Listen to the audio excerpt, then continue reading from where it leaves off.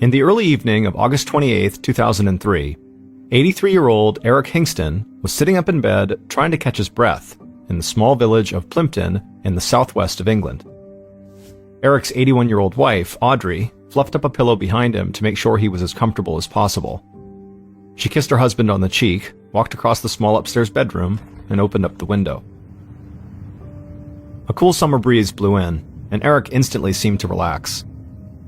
For the past 3 years, Eric had been dealing with a series of health issues. He could only walk short distances with the help of 2 canes, he had heart problems, and he had a catheter. But despite these health issues, his wife, Audrey, had worked hard to give Eric as active a life as possible.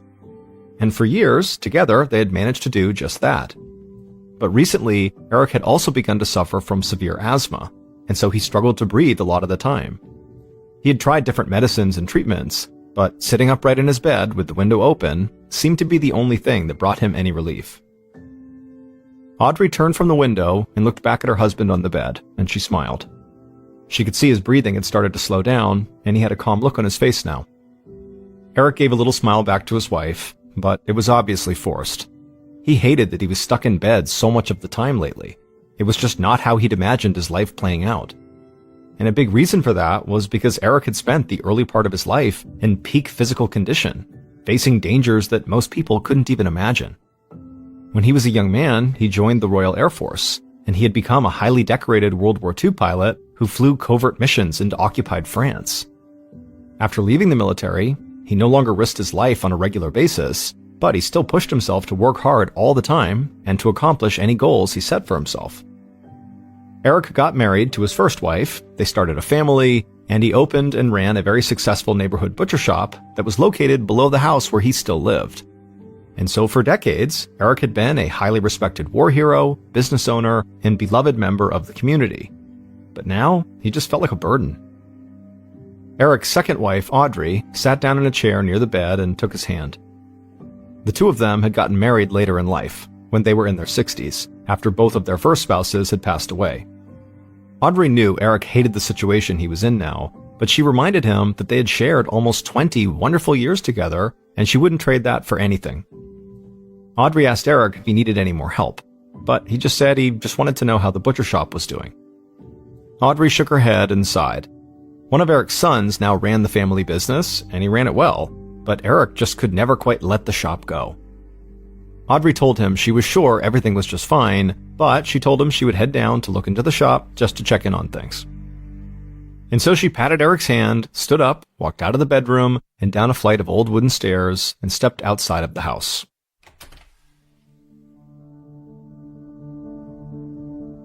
The street where Audrey and Eric lived in the suburban village of Plympton had barely changed in decades. The butcher shop was connected to the house, but it had its own entrance, and right next door was a popular old neighborhood pub. Stone houses lined the little neighborhood, and Audrey could see the spires of St. Mary's Church, which dated back to the 1300s, rising up in the distance. Audrey walked just a few feet to the entrance of the butcher shop. A bell rang above the door as she stepped inside, and right away she saw Eric's son, James, standing behind the counter and slicing into a piece of meat for a customer. James waved at Audrey, and she walked over, and the two spoke for a few minutes. Eric's children and Audrey's own children had been adults when the couple first got together, so Audrey hadn't played any part in raising Eric's kids. But she'd always gotten along well with all of them, and she was thankful that James had dedicated himself to keeping the family shop up and running. A few more customers walked in, and so Audrey said she didn't want to get in the way of business, so she said goodbye to James and walked back outside. She smiled at a pair of young men who were heading into the pub next door, and she could see the street starting to come to life as people got off from work and headed out for the evening. Audrey took a breath. She missed the days when she and Eric would duck into the pub for a pint and end up talking to their friends for hours, and she knew Eric missed that too. She walked back to the house and put on a smile. She didn't want Eric to see that she was feeling a bit sad about how their lives had changed since he'd gotten sick. Audrey walked upstairs to the bedroom and checked on her husband. He was still sitting up in bed, feeling the breeze on his face. He told her he felt like his breathing was much better, but he was feeling a bit tired, so he might just go to sleep. He asked Audrey to keep the light on, which she almost always did anyways, in case he needed to get up in the middle of the night. Then Eric gave his wife a kiss and closed his eyes. Audrey told him to sleep well, then she walked to the bedroom door, but she stopped before she walked out. She could hear loud noises coming from the pub next door. She thought about closing the window to block the noise, but she knew Eric could sleep through loud sounds, and having the window open meant he got fresh air. So she left the window open, glanced back at her husband one more time, who was already falling asleep, and then she walked out of the room.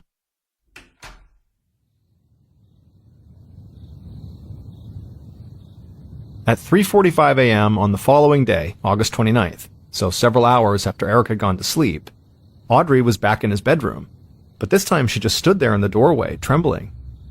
She looked at the open window and then down at the floor, and she felt confused and scared. She slowly walked across the room, picked up the phone on the bedside table, and took a deep breath. With her hands shaking, she dialed 999, the emergency number in the United Kingdom.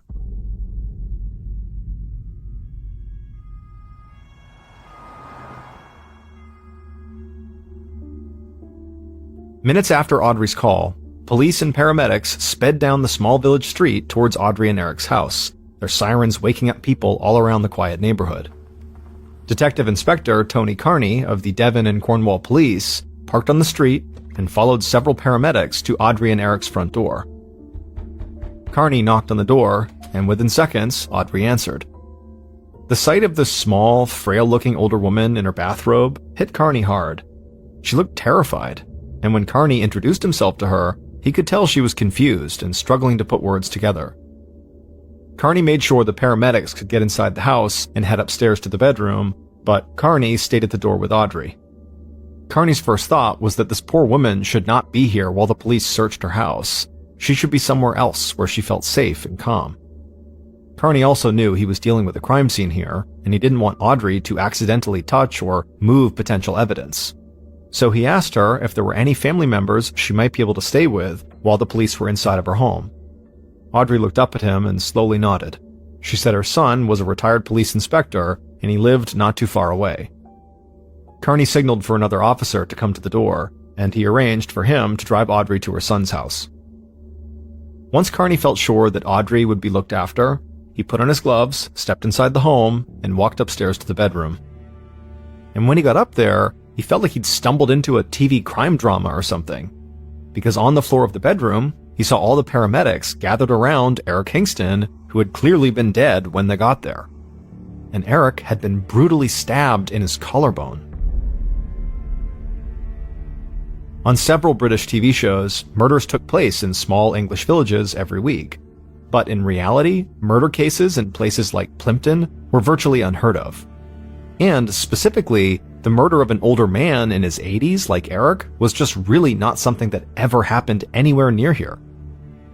Carney glanced around the bedroom. All of the dresser drawers had been pulled open, and clothes covered most of the wooden floor. He looked over at the open window, and on the windowsill, he saw a black plastic bin liner, the British term for trash bag. He walked over to the window, looked in the bag, and saw several pieces of expensive jewelry inside. And something outside the window also caught his eye. Carney leaned out, and in the glow of a single outdoor light, he saw a metal ladder perched against the house just below the bedroom window. Just then, Carney heard someone calling his name.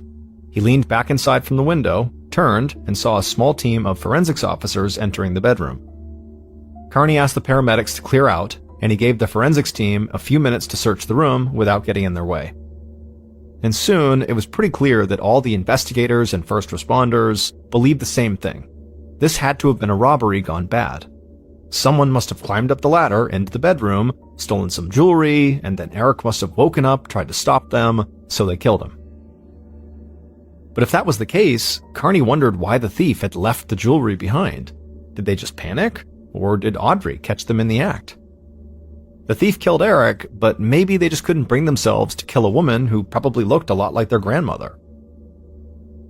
The forensics team continued their work in the bedroom, and Carney headed back downstairs and outside.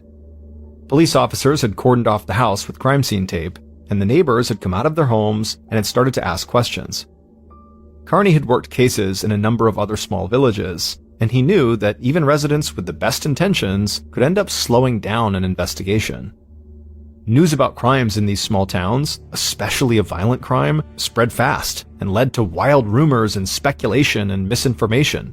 And people would start calling the police, claiming they saw dangerous criminals on every street corner and in every pub. Carney walked back to his car and called into the station. He said he wanted a mobile command unit set up near the house, and he wanted officers on site whose sole purpose would be to answer questions from the community and provide as much transparency as possible. After that, Carney walked away from his car and informed the officers outside that they would have help soon.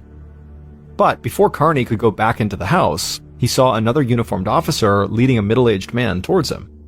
The man looked almost as dazed as Audrey had. The man introduced himself as the victim's son, James, and he said he ran the family butcher shop connected to the house. A friend who lived nearby had called him to tell him what was going on, and James said he had spoken to the uniformed officer, so he already knew his dad was dead. Carney eyed James and then looked over at the shop.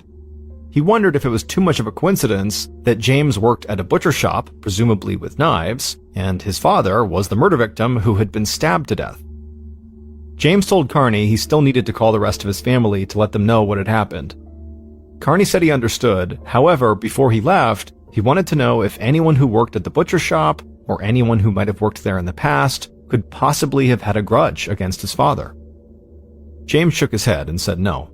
He said police could talk to anyone who had ever worked for his dad, or anyone in the neighborhood for that matter, and they would all say they loved Eric, like family. Carney said how sorry he was again, and then told James he would follow up when he needed to, and then Carney walked back inside the house. Up in the bedroom, Carney found the forensics team combing over every inch of the floor and also bagging jewelry and clothing as potential evidence. One of the officers told Carney that they had pulled blood samples from Eric's body, but they hadn't found that much blood on the floors or the walls. They believed the stab wound had been deep enough to puncture Eric's lung and kill him, but it hadn't actually caused a lot of bleeding.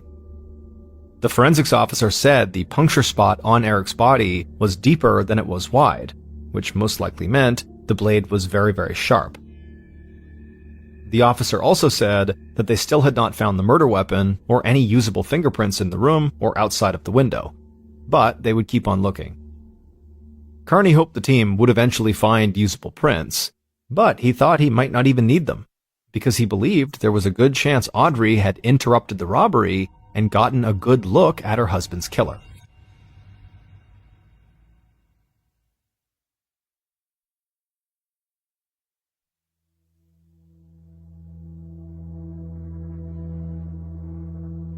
On August 30th, so a day after the discovery of Eric's body, Carney and his partner, Neil Treby, knocked on the front door of a small house in a town not far from Plimpton. A man in his mid-50s answered. He told the investigators that he was Audrey's son, and that yes, he was a retired police detective sergeant. Carney and Treby felt lucky their potential main witness's son was a former cop.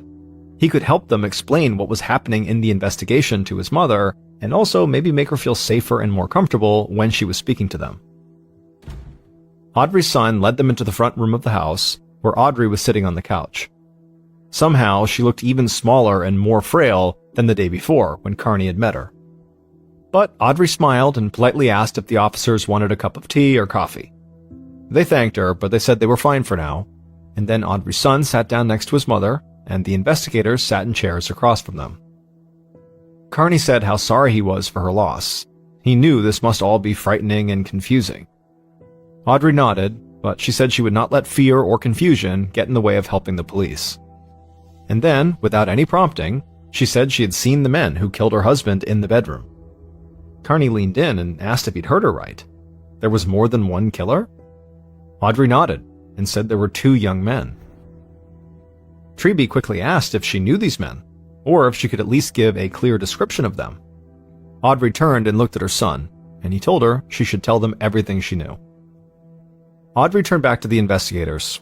She told them she had been sleeping in the guest bedroom, and she said she usually did that because Eric liked to keep the window open and the light on at night, which made it difficult for her to fall asleep. And so the other night, or early in the morning, she had woken up when she heard noise coming from the main bedroom where Eric was sleeping. It sounded like someone was groaning and something banging against the wall. Audrey said she figured it was just Eric trying to fumble for his canes to try to stand up and get out of bed, and so she got up and walked down the hall. And at this point, Audrey sort of trailed off. She seemed like she couldn't go on with her story. The investigators didn't want to push her, but her son gently encouraged her to keep going. And at some point, Audrey did begin talking again. She said when she got to the bedroom, her husband was lying on the floor, bleeding, and there were these two young men standing over him. One was holding a knife, and the other was holding a plastic bag. She screamed, and when she did, they ran for the window, climbed out, and disappeared. However, the one that had been holding the bag dropped the bag on the way out. But Audrey said before they escaped, she did get a good look at them. She said she didn't know their names, but she definitely recognized them from the village, and they were really distinct looking. She said one was kind of short, maybe 5'8", and the other was at least 6'1", and he wore bright white pants and a deerstalker hat, just like the one Sherlock Holmes wore. Carney glanced over at his partner. He didn't say anything, but a killer wearing bright pants and also wearing a Sherlock Holmes-style hat seemed really bizarre, sort of like he was on some fictional TV crime drama. Carney asked Audrey if she wouldn't mind giving a detailed description of these two men to a police sketch artist. He also said that he didn't want to pressure her, but if she was willing to go on TV and speak directly to the public about what these men looked like, it could be helpful. Audrey turned and spoke to her son for a few moments, and then after that, she turned back to the investigators and nodded her head. She agreed to do anything that would help get her justice for her husband and bring some closure for his kids.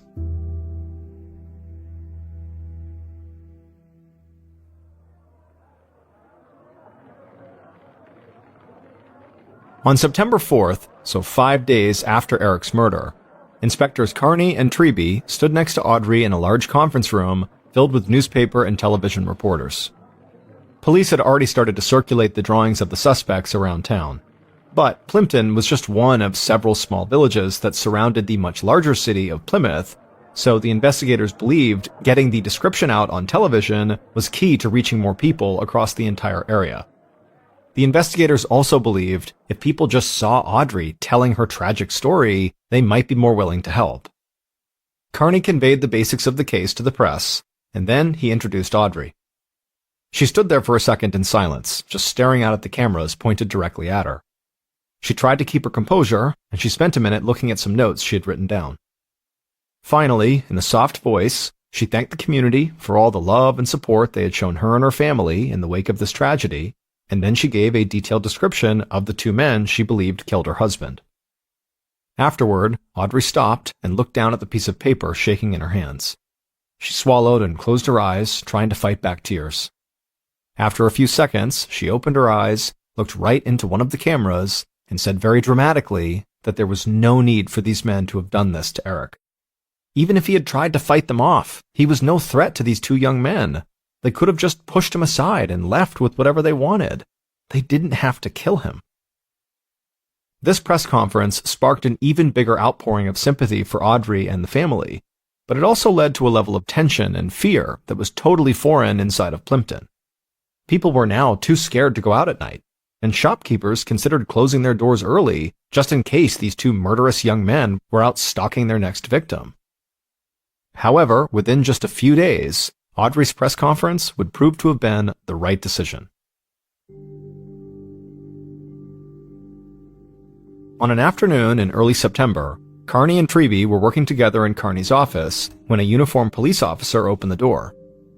He told them that two men had come to the station saying they needed to speak to the investigators who were handling the Eric Hingston murder case, because they said they were the men that Audrey had identified as being the killers. Inspectors Carney and Treby rushed through the station, and they found these two young men standing with several officers. And they did look exactly like the two young men Audrey had described. The inspectors felt a huge rush, because it was like the solution to their case had just fallen right into their laps. Carney and Treby brought the two young men into an interview room, and Carney asked them flat out if they had come to turn themselves in for Eric's murder. But both young men immediately just shook their heads and said no. The taller of the two men said they'd seen Audrey's press conference, and they immediately knew she was describing them. But they had nothing to do with her husband's murder.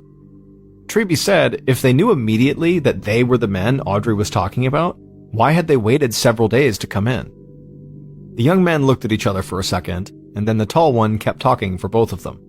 He said they were scared. Not only did they match Audrey's description, but they also thought people in the village would decide they were guilty right away no matter what they said because they happened to live in a bail hostel in town.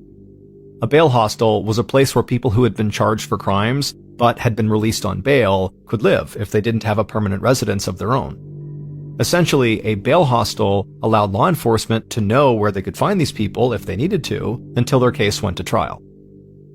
Carney and Treby exchanged a look. They knew these young men were right. A lot of people in the village would assume they were dangerous criminals and decide they were guilty of murder regardless of the truth. But this didn't change the fact that Audrey had clearly described both of them, so Carney wanted to know how they could explain that, if they were not the men Audrey had seen in Eric's room. The shorter of the two men finally spoke up. He said he didn't mean any disrespect, but the old woman might just be confused. They had seen her that day, but not in her house. Instead, they had seen her when they were walking into a nearby pub. The taller man then quickly joined in and said after going to that pub, they went back to the bail hostel and stayed in all night. And they said the inspectors could speak to the people in charge of the hostel because the hostel had strict curfews and kept track of when people left and came back.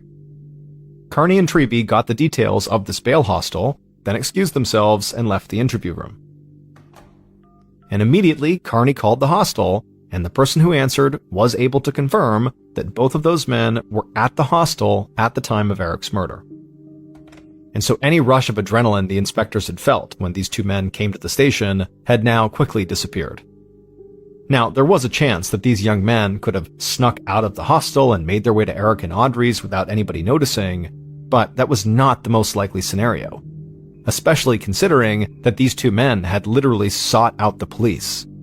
And if Audrey really had seen them at the pub that day, there was a chance that in her shock and confusion, she had just remembered these two guys when she was trying to picture the men who were inside of her house. Carney and Treby returned to the interview room. They let the two young men go, but made it clear they would follow up with the bail hostel, so the men should make sure not to leave the village anytime soon. But once the young men were gone, Carney and Treby admitted that if Audrey had confused these two guys with the actual killers, the investigation basically had nothing to go on. With two potential suspects off their list for the time being, Carney and Treby decided to head back to Eric and Audrey's neighborhood. At the mobile command center the police had set up near the house, the inspector spoke with shop owners, old family friends, and delivery drivers and paperboys who might have seen something while they were on their routes early in the morning when Eric was killed. But nobody seemed to have seen or heard anything unusual. And so with very little to go on, Carney and Treby couldn't help but keep coming back to the idea that their victim ran a butcher shop and he had been stabbed with what forensics officers believed was a very sharp blade, something that would be in a butcher shop. So maybe two men from the shop had broken into the house and killed Eric with a butcher knife. They most likely would have had easy access to the home, working so close. But when they spoke to Eric's son James and the few other people who worked at the shop, all of them appeared to have very strong alibis, so the inspectors could not directly tie any of them to the break-in or to Eric's murder.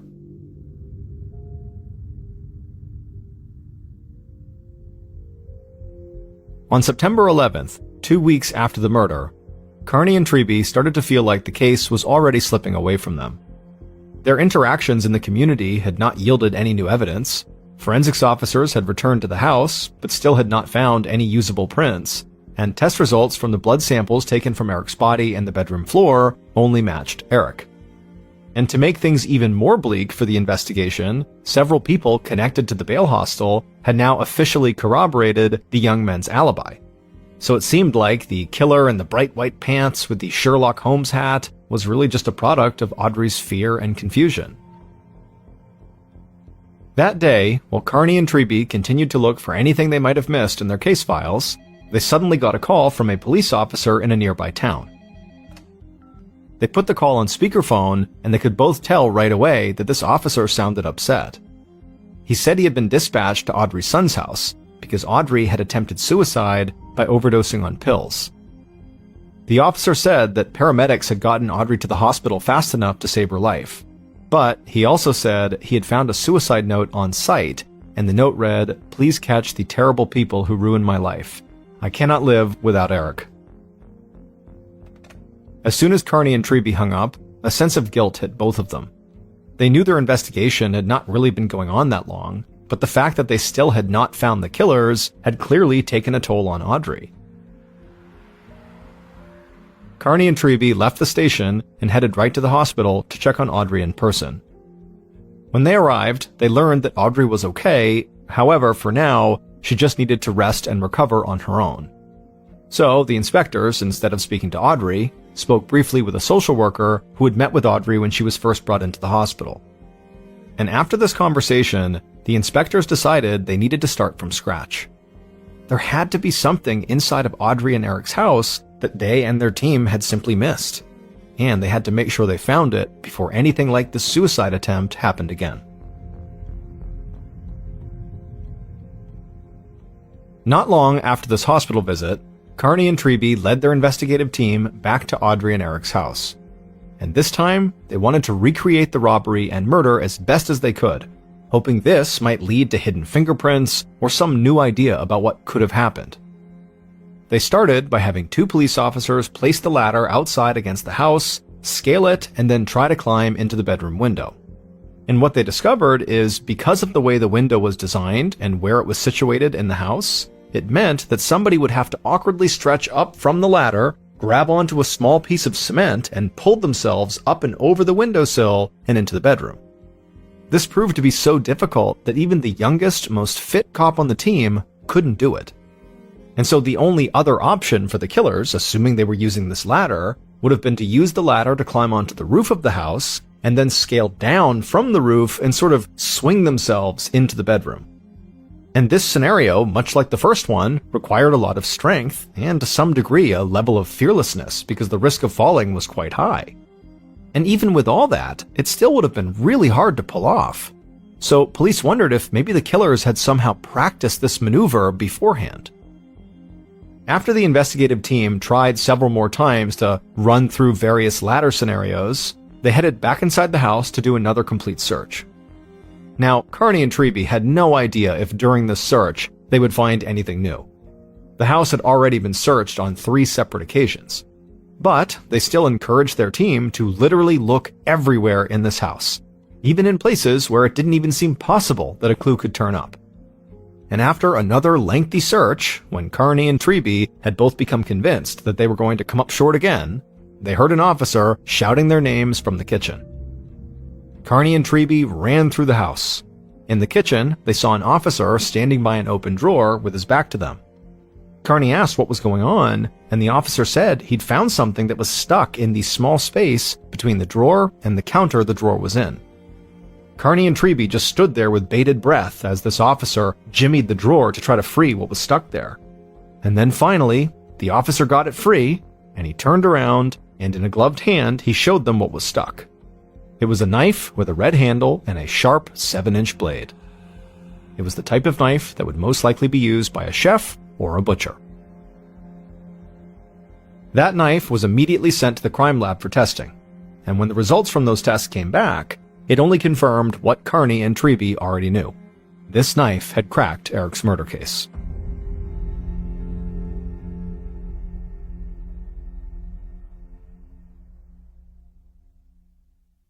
Based on test results from the crime lab, forensic evidence, and interviews conducted during the investigation, the following is a reconstruction of what police believe happened to Eric Hingston.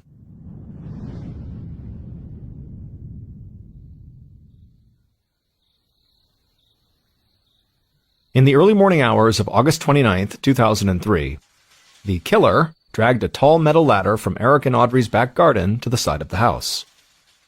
It was dark, except for a couple of house lights on the street, and the neighborhood was completely quiet.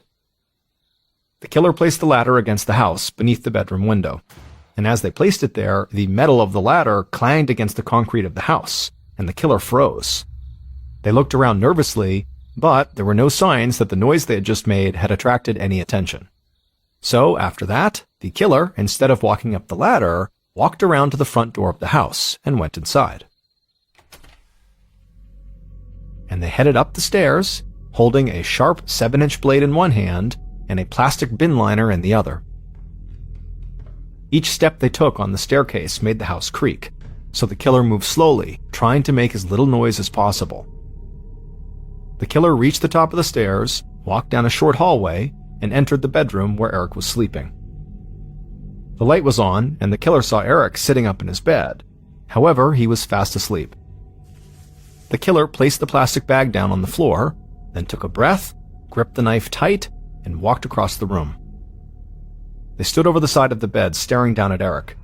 Then they raised the knife up and slammed it down into Eric's collarbone. Eric woke up, wheezing and trying to scream. Blood began running down his shirt, and he used all of his strength to pull himself up out of bed, but as soon as he was up, he just collapsed and fell to the floor. The killer just stood there, watching Eric as his breathing got slower and more strained until Eric went still. He had died. The killer then walked to the dresser, opened up the drawers, and began tossing articles of clothing all over the floor. When they had almost emptied the dresser, they stopped, went over and grabbed their bin liner, and then walked over to a jewelry box that was sitting on the bedroom vanity, and they dumped most of the jewelry that was inside of it into the liner. The killer carried the now full bag across the room and placed it on the windowsill. Then they looked outside through the open window to make sure the ladder was still in place, and it was. Satisfied, the killer left the bedroom, went downstairs, but instead of going outside, they went into the kitchen, and they calmly hid the murder weapon in the space between a kitchen drawer and the counter. After that, the killer walked to the front room, sat down on the couch, and waited almost 2 hours before they called the police to report a robbery and a murder that had taken place inside of their own home.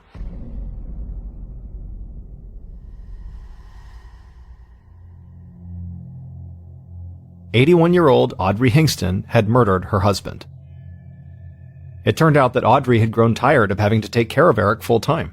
She missed her old life of going out, visiting the pub, and spending time with her friends. Over the years, Eric's health issues had started to make her feel completely trapped, so she came up with a plan to kill him and make it look like a robbery. Audrey went as far as to pick the 2 young men she would pin the murder on. She often saw these 2 young men walking around the neighborhood and visiting the pub, then she knew they lived in the bail hostel, so she thought they would look guilty. But even after these suspects that Audrey identified came to police and provided strong alibis, Carney and Treby didn't turn their attention to Audrey and think she was guilty. Instead, they truly believed that Audrey had just been confused, and that she really had seen 2 young men robbing her house and killing her husband, just not these 2 young men. However, following Audrey's suicide attempt, the inspectors met with a social worker who'd been speaking to Audrey. And the social worker said it was so strange, but despite what Audrey's notes said about the reason she had attempted suicide was because of her grief over her husband's death, that this social worker's experience with Audrey had been that Audrey had almost no grief or sadness about her husband being dead. And so after hearing this, the inspectors did not immediately believe this 81-year-old woman was a murderer, but they thought she might not be telling them the whole truth about what had happened. And so it was at that point that they tried to recreate the break-in using the ladder outside to get a better idea of what Audrey might have witnessed, but the inspectors quickly discovered that it would have been incredibly difficult, if not downright impossible, to pull off the break-in using the ladder. So when police found the knife hidden in the kitchen, they felt confident that there had not even been a robbery at all, that nobody had used the ladder to break in, and that instead, very likely, someone close to Eric had simply entered his house through the front door and killed him. Now, at this point, the inspectors suspected that either Eric's son, James, or maybe one of the other workers at the butcher shop were the killer. However, the only DNA found on that knife discovered in the kitchen was Audrey's. The inspectors had followed up with James, and when he heard about this knife that was found in the kitchen, he was in complete shock, because he said just a week before the murder, Audrey had come into the butcher shop and asked him to sharpen that specific knife.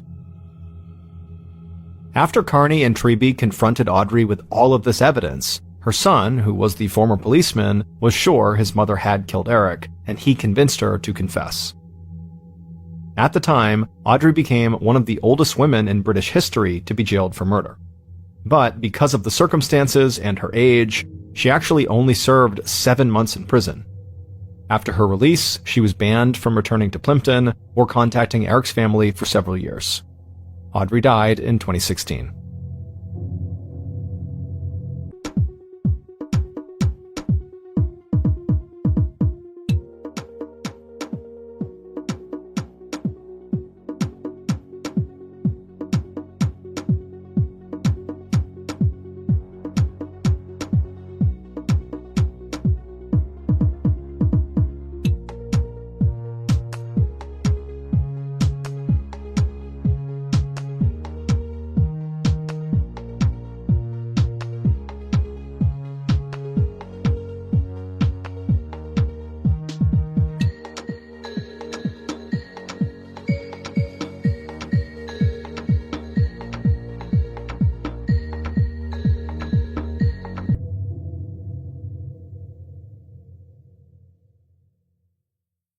A quick note about our stories: they are all based on true events, but we sometimes use pseudonyms to protect the people involved, and some details are fictionalized for dramatic purposes.